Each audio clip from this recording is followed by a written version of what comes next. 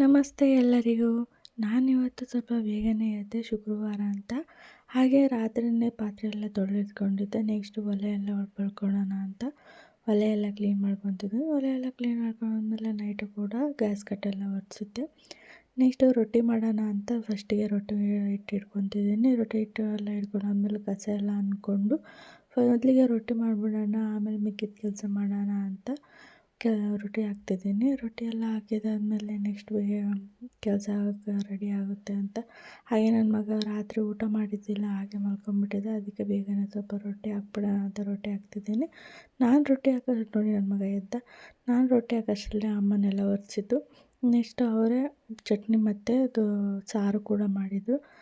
Next ಇದೆಲ್ಲ ಆದಮೇಲೆ ಮಗ ಎದ್ದ, ಹಾಸಿಗೆ ಎಲ್ಲ ಮಡಚಿಟ್ಟು ನೆಲನೂ ಒರೆಸ್ಕೊಂಡೆ.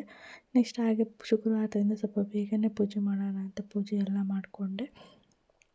ಹಾಗೆ ಇನ್ನಷ್ಟು ವ್ಲಾಗ್ಗಳನ್ನ ದಿನ ಹಾಕ್ತಾ ಹೋಗ್ತೀನಿ. ನನ್ನ ಚಾನಲ್ಗೆ ಸಪೋರ್ಟ್ ಮಾಡಿ ಅಂತ ಹೇಳ್ತಾ ಲೈಕ್ ಮಾಡಿ, ಶೇರ್ ಮಾಡಿ, ಸಬ್ಸ್ಕ್ರೈಬ್ ಮಾಡೋದನ್ನು ಮರಿಬೇಡಿ.